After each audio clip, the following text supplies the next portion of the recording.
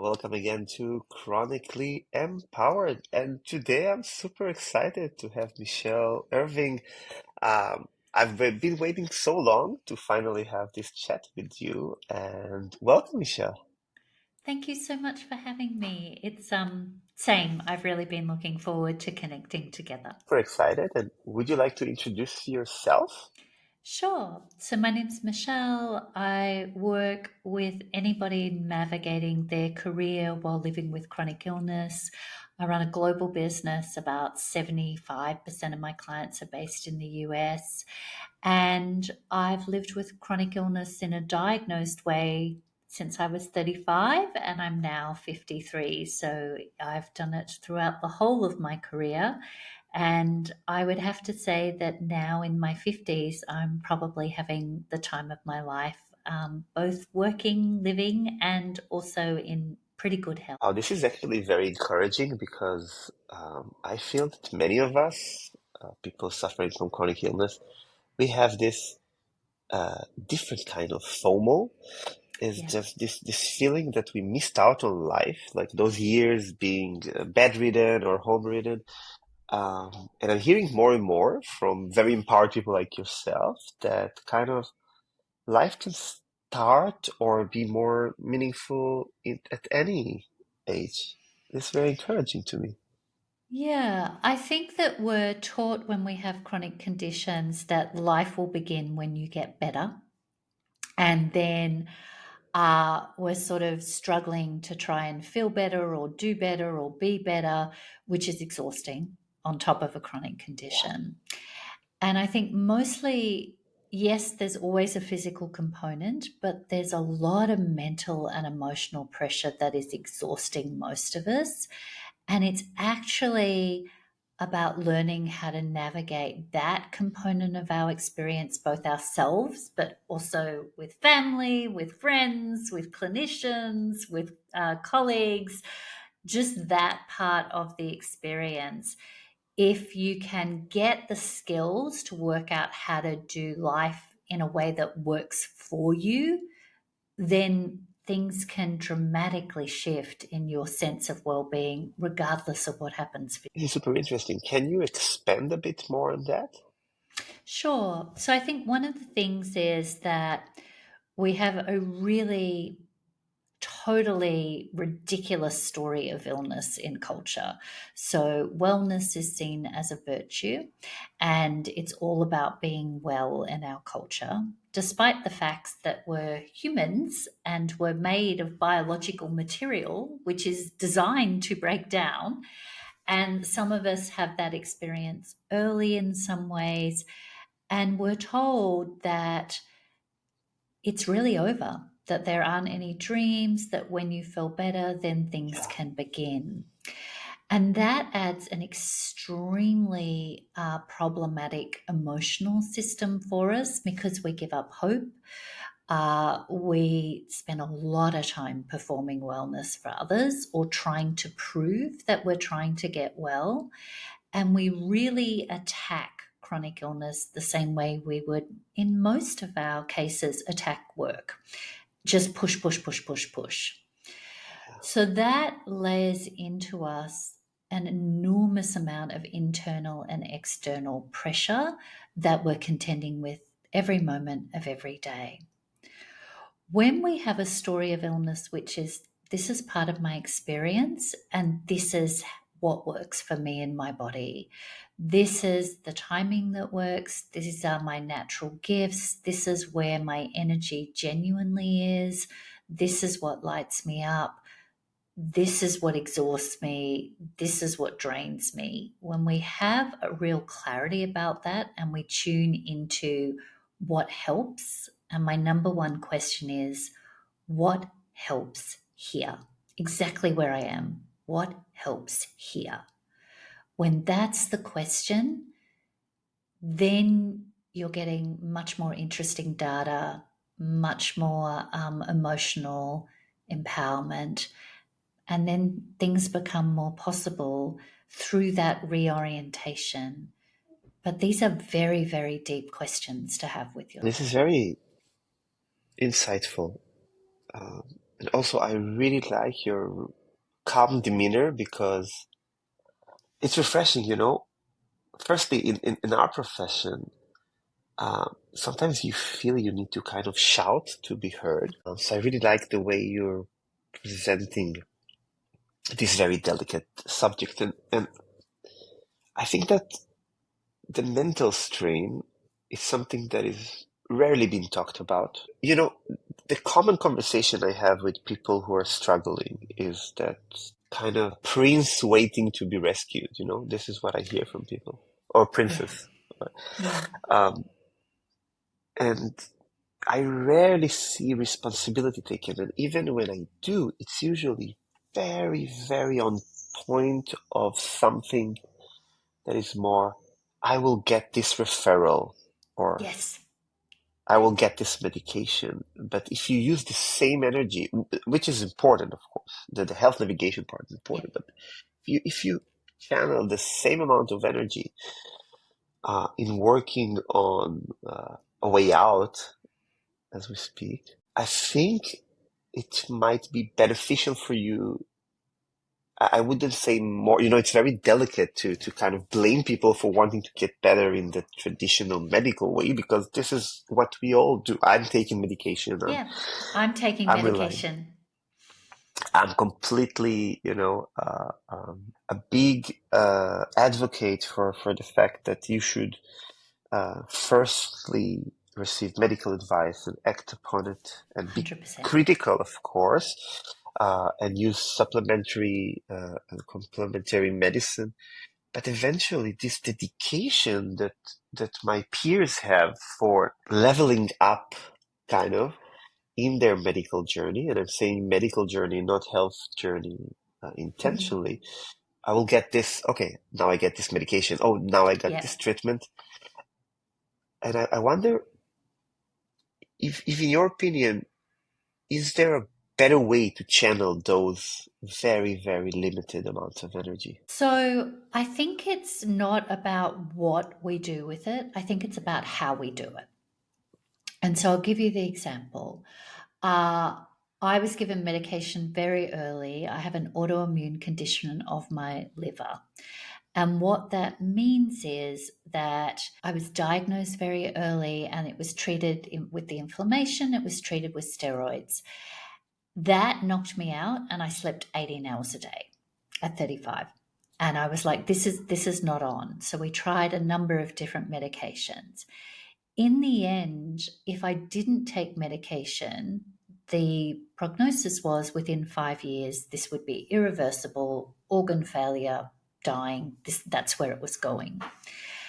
And I was really looking at where I was and saying, well, without medication, I've got 5 years of good health and I'll take it because that the quality is not appropriate. But I stayed under medical assessment. I didn't opt out completely. I made an agreement with my clinician to be monitored. And the number one thing I see about clinicians in my self for me and that I share and teach is they are the advisors. Now, when they came to a point where they said, you really have to take medication and you don't leave the hospital without it, I knew that that was the point that I would take medication. And then what happened for me was in those 5 years, and it ended up being 7, new medication came on the market. And that was it. I'm on the same medication then as I am now. I'm extraordinarily robust. Yes, my immune system's suppressed. Yes, if I get a cold or I get the flu, I'm down for much longer. No one can come see me if they've got a cold. That's an absolute no. But overall, the medical team for me is the advisor and I'm still the decision maker. And so that's how I'm using the energy from this place of what I think of as sovereignty. And this is my life. It is my life. And I do get to choose and make choices about it. This is really on point. You are a decision maker and you have a list of advisors. You know, in extreme cases, I call it that you're kind of a consumer in a supermarket and you pick up what you need to get better. But I think this is the extreme form of it, because some people are remain undiagnosed for years. Exactly. Uh, And so you're not getting great advice, but the advice that you're getting is that there's no advice yet available for you. And so then what do? You're still there with you. So you're still making yeah, decisions about you and what you're going to do, even in that situation. yeah, and I think this is where frustration builds the Yeah. most, and I think these friction points also create the most effect on mental health. Yes. I think that we are, of course, not trained, and this is another topic maybe, but we're not trained to deal with decision making. Sometimes, school doesn't prepare us for decision making in Yeah. life in general, let alone within the medical realm. But when we're faced with diagnosis, I think that there is a feeling of Yeah. lostness, kind of, Yeah. that right, we're just out there in the wilds, and we say, okay, like, is that it? Yeah. Now I am the person who has to do everything by Do myself. deal with this? Yeah. So this is Yeah. great. So what I did for myself in this quite long process is I designed what I call the emotional map for chronic illness because I needed an emotional map, right? There's the physical process, but emotionally, this is tough. Like, this is really hardcore emotional experience. And so I just started asking myself at various points, where do I feel? Like, what's the vision? What do I feel like I am? And the place that you're talking about is, I call it's out at sea. I'm in a little boat. I don't know what's going to happen. I can only see water and I can't see land. And that's an emotional stage as much as a treatment stage. And in that stage, my only job is to take care of myself in the boat. I can't swim to shore because I can't even see land. So this is undiagnosed, this is flares, this is symptoms. And we think that when we're in that boat, we often confuse it and think our job in that boat is to work out the rest of our life. What am I doing about my career? What am I doing about, all of my lifelong finances until I'm 70? What am I doing about all my creativity and all my hopes and dreams?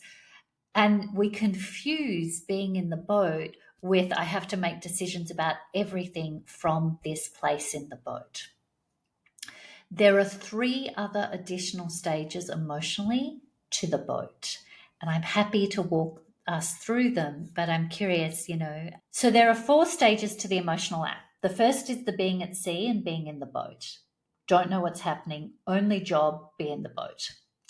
Eventually, whether you get treatment, whether you get diagnosis, there is a point where you sort of get the hang of how things are. And you can see this is going to go on for a little while. And at that point, I say, you wash up on the beach. You've got a bit of a handle, even if you're in bed most of the time, you've got a handle on sort of the rhythm of how this goes. For some people, we'll get treatment, we'll get diagnosis. Emotionally, though, you come to a point where there's, if not acceptance, there's an understanding that, okay, this is happening. And so the second emotional stage is you wash up on the beach and you're out of the exhaustion of being at sea because you've kind of got a bit of a handle on things. The third emotional stage is that you get more capacity.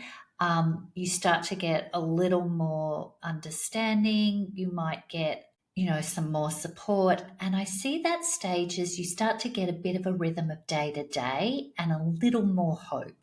And I call that moving through the forest. So you've kind of got more of this space around you and you're starting to have a little more confidence about the chronic condition emotionally. And the fourth emotional stage is returning to the village. So you come up over the hill and you return to the village. And in that stage, you start to share the wisdom. And in that stage, you're sort of in your new normal. Now, these are emotional stages. They're not linear. You can flip one flare, you're back at sea. You can be at sea, get great medication or treatment. You can be in the village. You can be in these experiences physically, but emotionally, your creativity can kick in when you're at sea. So there's the beautiful, you may know Sarah Rami, who wrote A Lady's Handbook for her mysterious illness. Sarah wrote that book over 10 years, a line at a time in her head, while she was in the most physically incapacitated state. So she was both at sea and sharing the wisdom with the village emotionally. She would write her music one line at a time, and then when she got capacity, she would be able to write. So her capacity would expand a little and then it would contract again. And so the emotional stage, in the first instance of it, we think of it as related and correlated physically. But actually, once you start to get to know these stages, you can actually be in a robust emotional state, whatever is happening physically. And just to let everybody know, you can go find this map. It's totally free. It's on my website. There's a little video explaining it. There's a little download so you can work out where you are. But I worked this out for myself by just asking myself, what does it feel like here? What does it feel like here? And my psyche would give me an image. And then I built the map to understand how to deal with the emotional stages. So firstly, I will attach the link to this map. You know, it's making so much sense to illustrate it in this way because, and I think it's beautiful because it's so hard to simplify Yeah. this overwhelming experience that we are sharing. And I think tools like this is exactly what we need. And you mentioned Sarah Ramsey's book. The journey is often fragmented. So Yes. people think it's linear, right? People come to me after my talks and say, "Wow, like so got sick, and then you decided to get better, and then you got like Well it's done. Good on you. Sort of as if yeah, this was all designed this way. it's beautiful for storytelling, but and in the first years, I would tell the story as is because I didn't want to disappoint people. I didn't want to kind of Yeah. uh, uh, discourage people from Yeah. embarking on their journey. But the reality is that you have relapses, and you're thrown to sea, and there are storms. It's Yeah. not always calm and relaxed out there. No, and I think what we need to be is equipped for the experience because we live in we're a biological being. I've had the privilege of aging. I was never expected to live this long. And so there's all new challenges with that. It's like, oh my gosh, what am I going to do in my 50s and 60s? I never expected to be here. Um, but I have the privilege of watching my body go through the experience of aging, which is what most people will go through in the experience of when they come into a relationship with limitations in their body. I just had a preview of that in some very extreme experiences.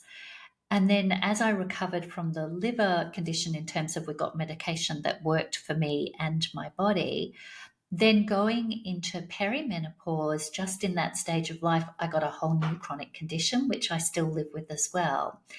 And that was, a vertigo condition, vertigo 24/7, way back at sea, back in bed for, months and months at a time. And these ways of being with ourselves, like the number one experience in a chronic condition that we all try to outrun, and I'm all for giving it a go. If you can outrun it, I'm all for it. Go for it. My experience is that there comes a point where you cannot outrun the fact that you are with yourself, often for long periods of time. And so that can turn inwards and eat at you. That can be high criticism. That can be, I haven't done the right thing, or how am I going to get well? Just so much fuel for eating away at yourself. The alternative is the question that I like to stay with for myself. And that is, how can I use this experience to be closer to myself or to be more empowered. And the number one thing for me in that is the first thing you end up with is faced with compassion, which none of us want to do. None of us want to have self compassion. It's hard work. And so the question I have then is when I can't have compassion and I'm not getting what I want and I'm in these experiences and I've got the frustration, my number one question is can I have compassion for myself that I can't have compassion for myself? And usually I can exhale and go, okay, yeah, I really understand why I can't have compassion for myself. And that will lead me into relationship with myself. It gives me a doorway into being okay with exactly where I am. This is a very important point because I think that there is frustration, of course, but I Yeah. think there is this self-anger, kind of the betrayal of the body, Yeah. the loss of youth, right? Yeah. So how do you deal with those very strong emotions that comes up often? So, me, those questions and the lost opportunity and what's going to happen with my life and how am I going to, what is my life and the irritation and the envy and the jealousy at everybody else going along with theirs. So, in that process for me, I was like, I just want to be connected with my own depth. And this is a place that I can go to. And so, one of the things that I did was I read mythology and I watched an enormous amount of Carl Jung. And for me, what I went to was the great feminine myths because I was interested in mythology. It was one thing I could do with my time, particularly when there was a time where I wasn't sure if I was going to live or not, and we weren't sure whether medication would work. So I thought I can't go traveling. I can't, climb a ladder corporately, but I'd really like to read the Iliad. So I'm going to read that. And so I would make a goal that fitted my circumstance as a life experience. And that gave me a sense of just fueling myself gently. And I'm, one of the very few people in my friends group who's read the Iliad, but I know all about it. And that led me deeper into ancient feminine myths. And the only stories we really tell in our culture are stories of virtue and triumph, which is why we're also irritated with Right. diseases that get overcome because there's this whole triumph narrative and it really pisses you off if you've got a chronic condition. However, in mythology and the ancient way of telling stories, these were not stories of great triumph. Yes, there was triumph, but there was always a dragon, there was always another adventure. And those are stories about the inner journey of power and psyche. They're not stories about moving in the world. They're actually stories about how you psychologically develop as a human and what you face internally with your. So basically, you're saying that this side quests have sometimes even more meaning than this Odyssey as a whole. Yeah, I think that I really know myself and I can really be with myself in any of my states. I can be with you in whatever is going on with you because I've learned to be with myself. And there is nothing this world needs more than our capacity to be with what's actually true. Because only when we're with what's true, only when we're with, okay, I am living with chronic illness. I don't know what's going to happen. Of course, I'm going to put energy into treatment and follow the threads and amazing things can happen. New medication changed my life, like it did change it, but it hasn't changed the chronic condition that we still need to monitor very closely, and it could turn like that. But I can be with that because that's actually what life is. It isn't some enormous ongoing progression into happiness. The tyranny of happiness is one of the dragons that we've been sold. And it's something that haunts us, this tyranny of happiness. If you haven't done it already, I think that you should formulate everything you just said here in a book, somehow to a book, because I've started, but that's I've good got a because bit on. That's a lot of wisdom there. You know, it's uh, when I was in the majority of my bedridden years, social media was not there yet, uh, Yeah, in terms of, same. yeah, like in terms of, I would not say availability because it was starting. There were Yeah. Facebook at some points and so on, but it was still very innocent. Like I still have friends who even attended my wedding who I met on Facebook as a random Yes. strangers, right? Yes. It was very innocent, very encouraging, but I think that this, like you said, this tyranny of happiness is a beautiful term because um, it's been talked about a lot. But this pursuit of perfection and never showing imperfections, it's something that it's actually making our lives as chronically ill people harder, I think. Because you would think that if you're lying in bed and you have this device in your hand that you can connect to the world, you can be Yes. inspired. But from my kind of limited observation, I think that actually it makes us feel this giant FOMO that everybody's living a wonderful life and we are stuck in bed or we are stuck at home. Yeah. Um, this is very frustrating for a lot of people, and you cannot tell people stop using social media because No, and I Mhm. don't think we're all wired into it now. Like we can have a go and we can have a digital detox. Um, I think what we want to do is curate what we're seeing. And I think this is actually a really important conversation. I think what we want is to be connected with people who resonate with our values and who give nourishing energy to us. And so here's a couple of things. One is social media is how we met. We met on LinkedIn, but it's all social media. Social media is how my clients find and connect with me. Social media, each year I run a summit called the Pajama Interviews. It's so that we talk with people, but who have resonant values. I've met women all over the world, and now I've started to have men in that all over the world. And I curate who I'm in relationship with. We're going to be raw, we're going to tell the truth, but we're not going to sit in the spiral as the only option for life. And that is what can churn you, I think, with chronic illness is it's not about a whole lot of woo woo that makes you feel like anything is possible if you just think the right thing. That's not what it is.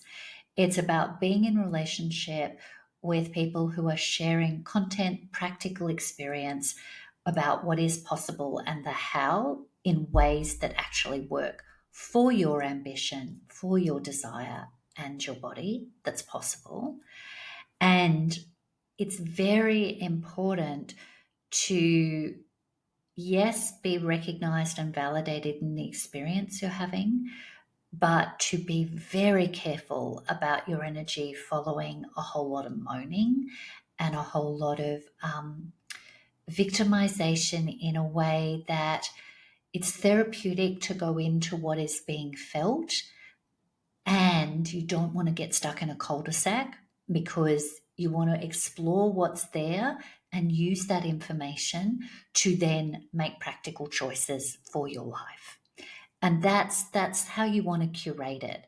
And as I'm talking about this curation, we're talking about social media, but this is my life. Like we all want to curate our lives this way because it could be whining, not invalidly about chronic illness, but we don't want to spend the time in the same way that people are mulling over whether the latest shoes fit, or like there's so many things that we as humans can spend our time wasting our energy on spending time in a spiral. And you've got more in you. There is more for you in this world than that. You know, Michelle, it touches very kind of a sensitive point in me because it took me around 2 years to write my first book, Revolution from My Bed, and it was maybe the hardest thing I've ever done Yeah. because I had to dive deeper in back into the abyss, at least Yes. emotionally and figuratively. It was not a relapse time, Yes. but when you relive those experiences, it's sometimes even harder. in It a way, is. to reflect on what you lost. And of course, we want to talk about what we gained. But after all this journey and many edited, like, there was a team that edited it and everything, and then you realize that there was something there that was very static still, like the Yeah. book is about my journey. Yeah. And because I was not brave enough to um, to share wisdom, I resorted into sharing what helped me. But I feel that this writing process still came from within the spiral, Yeah. I understand. Yeah. and this is It's why a my new processing of the yeah, process. exactly. Um, but there are emotional stages, and it's sort of like the map. You started to share the wisdom, uh, but you will go round again and gather more, and there will be another return to sharing the wisdom because that's life. That's what your 20s are, that's what your 30s are, that's what your 40s are, that's what your 50s, your 60s, your 70s. Like that is what life is we share from what we have in that moment, and that helps who it's to help, and we connect with who that helps, but it moves forward. There is the beauty of all of us is that we deepen in our wisdom. That's the natural way of things. And there is wisdom, I'm certainly aware. I don't think age is necessarily the marker of wisdom. I can be mentored by somebody in their 20s as powerfully as they might be mentored by me. We're just having honest, authentic relationship about what it is to be human. That's all it is. It's just talking That's all it about is. human and being messy, and that's what humans are. I wish we had this conversation a long time ago, Mm. because it's a very lonely journey to be the skipper of your own boat there, and especially when you look back, you look behind you, and you see many, many little kayaks and boats Yeah, and rafts that are following you and are looking at you in a way that, oh, this guy has triumphed over illness. And yeah, I stopped doing those keynotes like 10 yes, years ago when I started my speaking career. It was the guy who had a mysterious illness and he found a diagnosis and rehabilitated himself and now is a world traveler, trotter, yeah. Sorted. and Life is sorted, only going to be happy. It's everything is solved for the next 40 or perfect. 50 years. Exactly. And then the reality of life is that you're not kind of landing softly with this kayak on the boat. I Yeah, crashed uh, into the shore, into those rugged, uh, uh, um, yeah. like uh, it was harder than falling ill in the Yes. first place. Yes. Yes. Because of the story. This is the story of illness. It's like, well, then if I get better, that's it. I've triumphed and will be well. And then because we have such a rubbish story about being ill, we're terrified of the relapse as well. Yeah, And that haunts us rather than bodies break down. This is part of the experience. My capacity will expand and contract, and I know what to do when I'm out at sea. I've got my tools. I know what to do here. I know what that time is for. And then I'm less afraid of being there. it's like the British government is publishing every few years like this ship captain's manual for emergencies. Yeah. And I have a background in emergency medicine, so it's really interesting for me to see how can you take all this knowledge and put it in such structured, beautiful, illustrated way. And I wish we had our own manual, Yeah. because I think that this is more realistic to look at it as a journey that you have side quests and you have some setbacks, but when you look at it in a very linear way, it's very easy that this linear line is more likely to become this loop in a roller coaster. Uh, and Yeah. I wanted to kind of, because it's very interesting uh, uh, to hear about your views about it, and I want to hear about how do you channel it to support the women that you work with because you're doing something quite unique in our realm of patient Yes. empowerment. Yeah. So what I found is that I I mean my illnesses became public in terms of my capacity. I was, at the office and then I was gone. Like it was like quite dramatic in that process. But people watch me come back and I return to work 5 hours a week spread over 3 days. So it had a public process.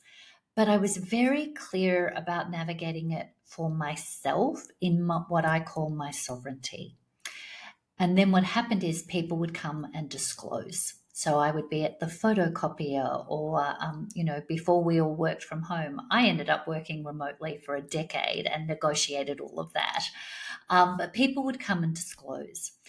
And so what I learned was I never set out to be in the chronic illness industry, which it is now. It is emerging into an industry because we're all starting to be in our power through it. But people would come and ask me how I did it. And so I would teach them. And over time, I have systematized that so that it's much easier for people to come and find what they need. And so there are self paced programs that I have on the website. The map is all available, the emotional map's free. And then you can take a digital program. And then what I learned through word of mouth, people kept coming, is that career was the hardest thing in capacity. And I knew that because that's where I'd learned everything. And I was so passionate about us having a different world in which we work in ways that work for our body. That's the number one thing. And so I designed programs. Our next round for the last one for this year will run starting the 29th of July. And as I designed that, I again designed a map for your career. And one of the things about that is we often think of the time in bed as there's either you're in your career or it's over. When in fact, I feel like you're off ramp from your career into bed or being at home. And then slowly you might on ramp back into your career. But that time off ramp is usually the time where you're sifting and sorting what's important to you in your life. And that deeply informs the other stages of your career. And so when I thought about this program, I'm very intuitively driven. And so the word that kept coming to me was elation. And I was like, I cannot call a career program for people with chronic illness elation. That is just really not on. And so I was with myself saying, why is it that that's the word? And the reason is because when you can do things in ways that work for you and your body, the feeling is elation. That actually is the feeling. When you can work again, even at 5 hours a week when you haven't been able to, the milestone is elation. And so that's what I've done is just take what I've learned. And I have this unique skill to be able to design a map and a process. And I'm not teaching you a formula. I'm always pointing you back to your sovereignty, your wisdom, what works for you, so that you can work and curate your path forward. This is not think this, do this, eat this, dream this, and stop doing this. That's not what it is. This is your power, and this is actually bringing you into a relationship with your power. And I teach you the tools for how to get to that for you. This is really, really insightful because this one size fits all, it's really not working in any field, I think, but especially with chronic illness. You're working with a lot of career women who are, being CEOs or leaders in their communities, and it's sometimes twice as hard to deal with those both self-judgment and the work environment Absolutely. judgments. So I think, sometimes when I speak to people like you, I feel that um, even myself, I fell into this.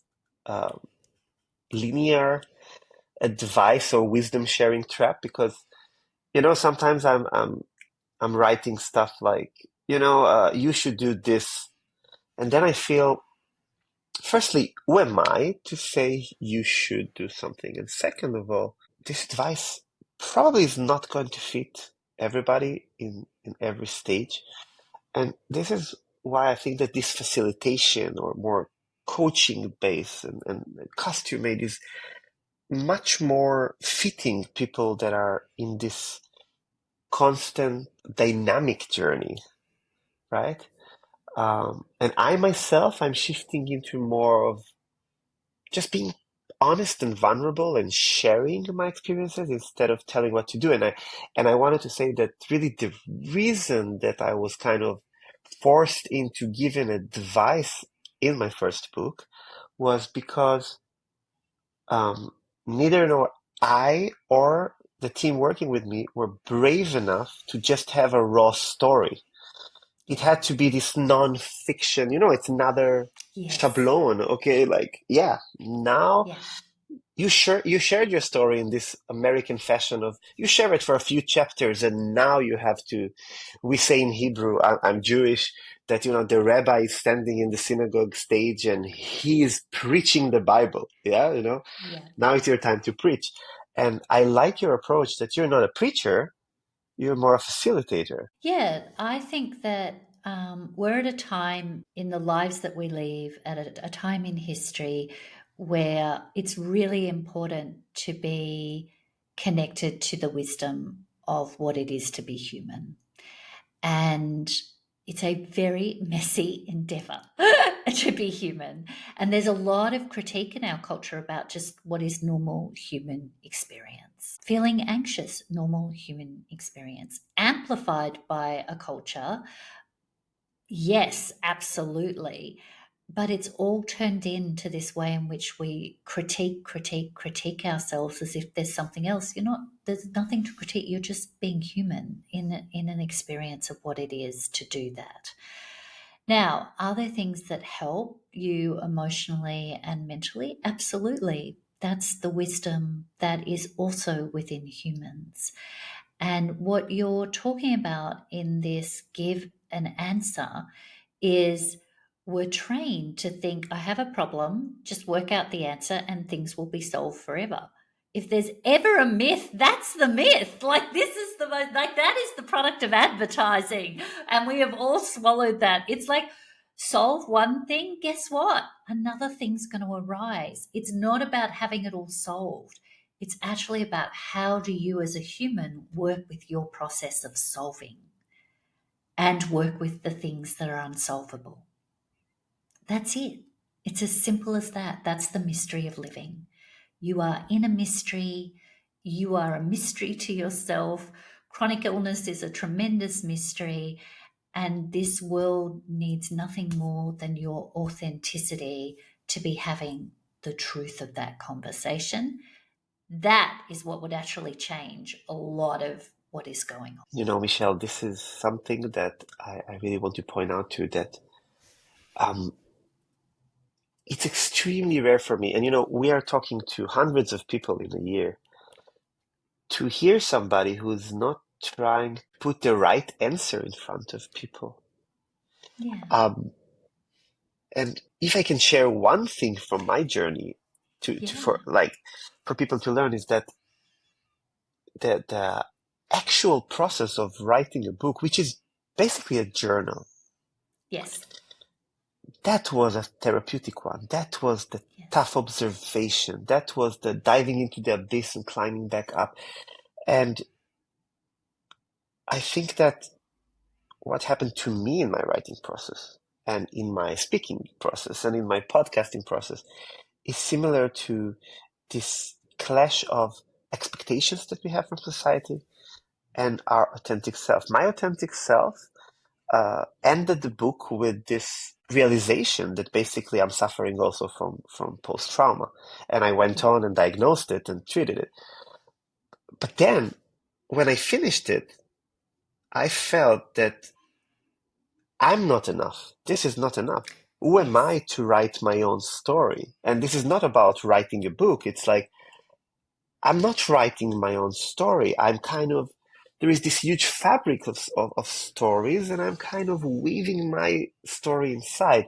And I think that that was the thing that contributed a lot to my later relapse, because when I wrote this book, despite the fact that it was the midst of COVID, I was the Yeah. healthiest I've ever been probably in my life Yeah. and the happiest. Um, and what let me down eventually, of course, there was re-traumatization and a Yeah. virus on the way, but eventually those self-doubts that what you're doing is not enough, nor like to yourself or for other people. And I think that what you're doing is to kind of saying it's okay. It's really okay to be you, kind of. Yeah, I think that we are plagued in our culture by that's what advertising is. It says you're not enough. Intellectually, we know that, but we are not tracking the emotional impact.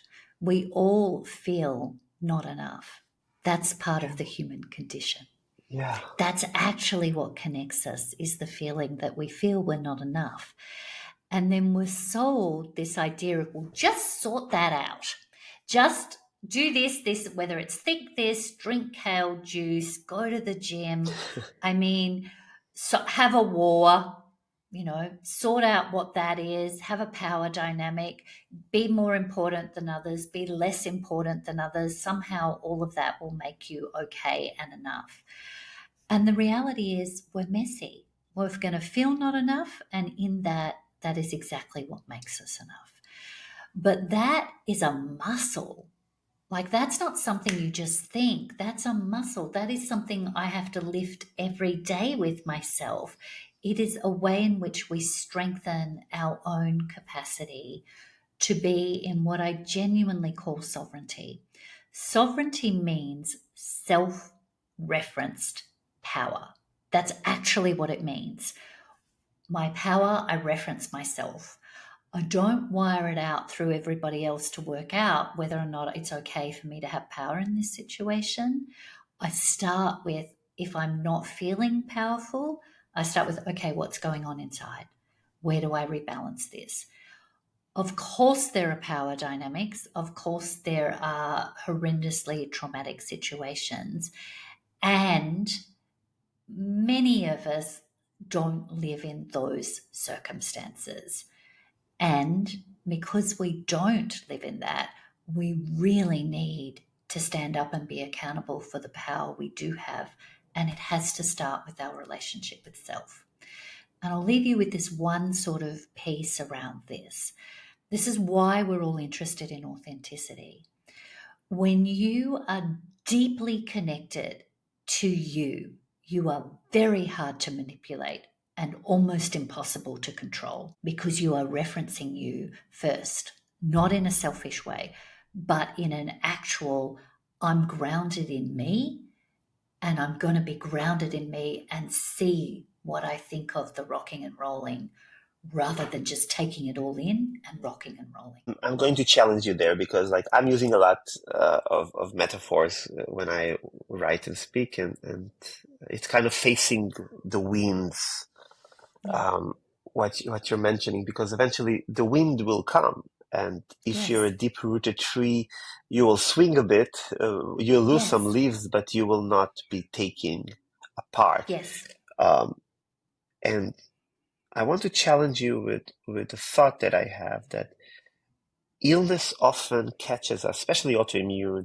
in those very vulnerable ages It of does. late teenhood or early kind of maturity.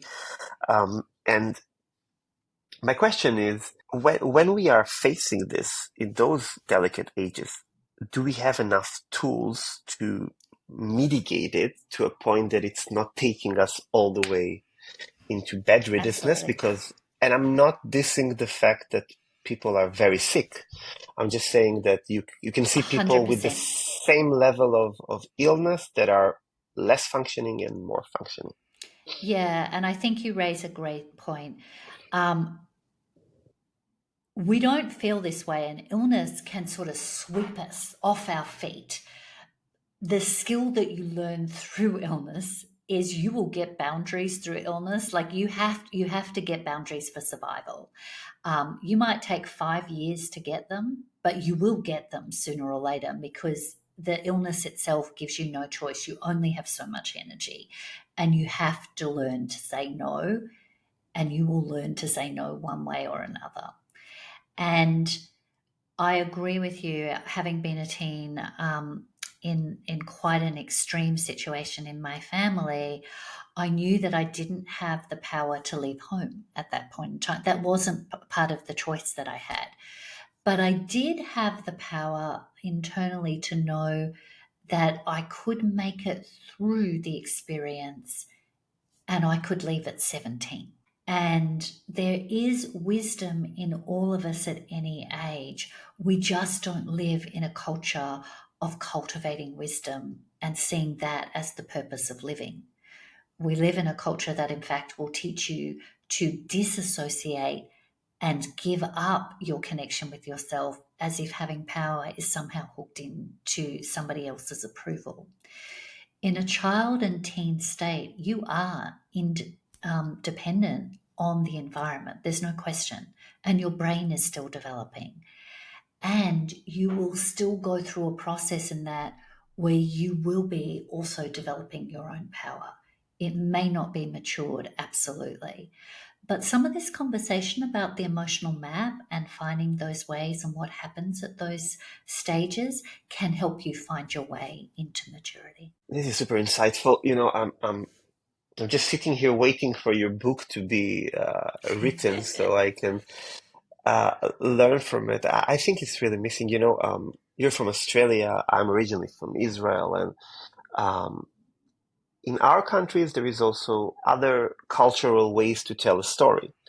And Yeah. I think that the what's available out there in terms of advice or support, it's a lot of time this like I love my American friends, but and family who lives there, but this American nonfiction way of telling a story, and it's a lot of time triumph based, and it's a lot of time this like I'm gonna slay the dragon. There are not like 100 dragons on the way, and I think this is something that really is contributing to people who are already empowered enough to embark on a journey, but then they're exposed to these materials out there, whatever they be, that tells them that you're not enough. Basically, what you're doing is not enough until you did this.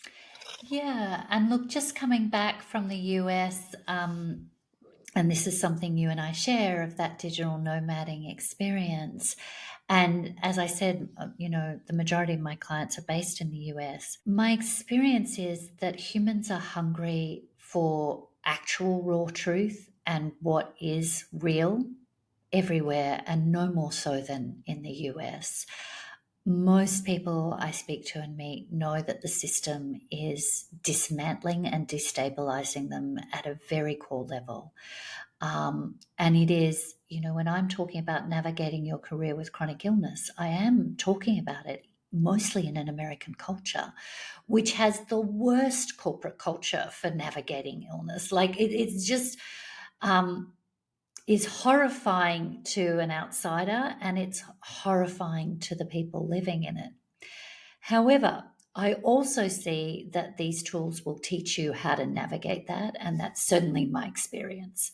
That what if all of us need is this connection to power, even in a culture that tells you your only power is triumph.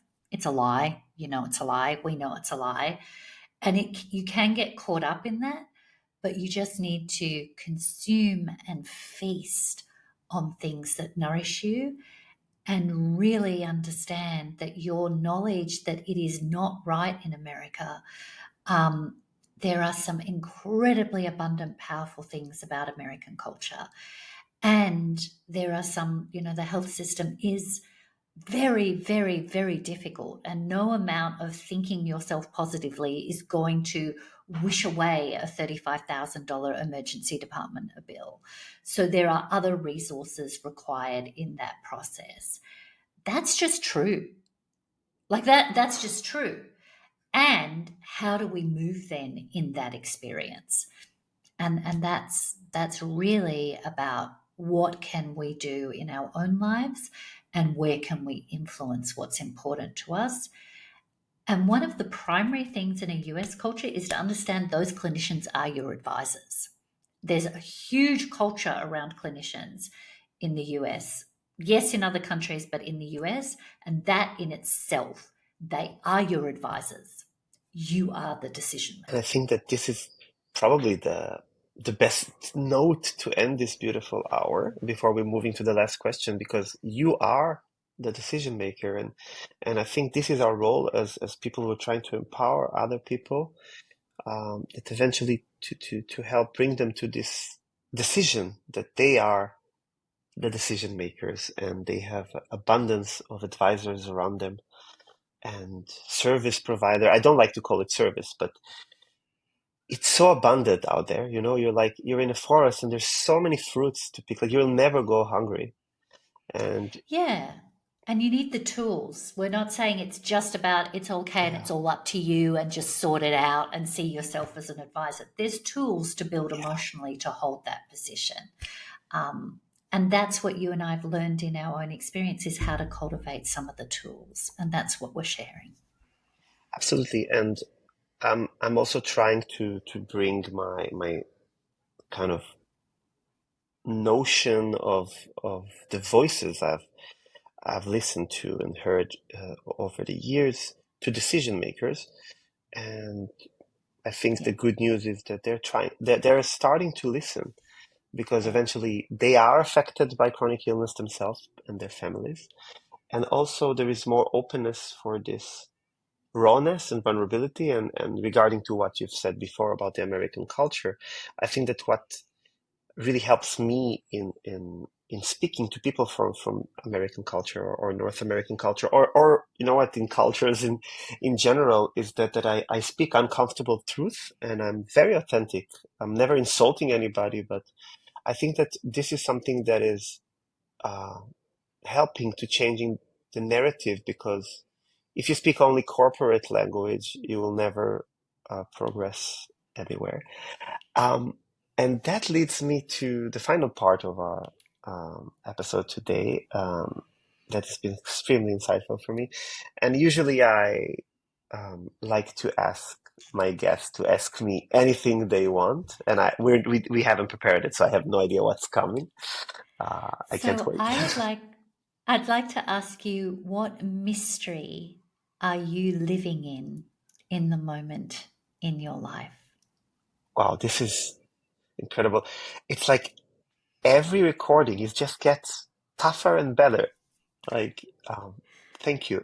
What mystery am I living at the moment in my life? Um, I'm baffled by a process that doctors call somatization, um, which is basically that our thoughts can create symptoms. And because I have POTS syndrome, which is a type of dysautonomia, so my autonomic nervous system is completely disrupted. When you combine it with PTSD and you combine it with some sort of somatization, it's really the worst vile cocktail that you can ever taste. It's really not a good combination.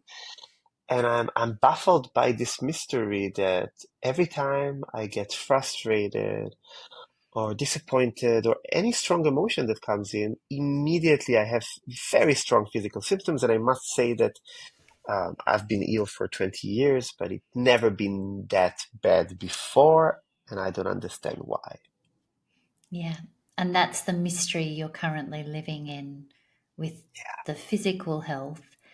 And it also sounds to me like it's a mystery about life. There's something about what is life now with this experience. Thank you for asking this. This is very interesting to reflect about what is life with this experience. Michelle, it's been incredible. I just love to meet people. You see these personas on LinkedIn, and everybody seems like larger than life, but eventually we are all good people who are trying to help other people and help ourselves. And this is why I started this little project to talk eye to eye level with people like you, and just to learn what's out there. We are in this village sharing knowledge. Thank you so much for, firstly, the work that you're doing, and secondly, for taking the time this late you see, I'm very lit because I'm in Austria and you're in Australia. This late in the day, you see the darkness through your The window. dark. Thank But technology is enabling us to do this amazing kind of far-seeing, and I will add the link to your program and Sure. to your chart in the description of this podcast. Thank you so much, and um, I wish for us to collaborate more and have lovely conversation in the future. Thank you very, very much for both the work that you do, and I've followed you on LinkedIn for quite a while, and it's fun. It's fun to see other It's people. It's fun. fun to be like, oh, look, we're all out here doing something, and for inviting me and having me on. It's my absolute pleasure to be with you. Thank you so much, and have a good night there in Australia. Thank you. Take care.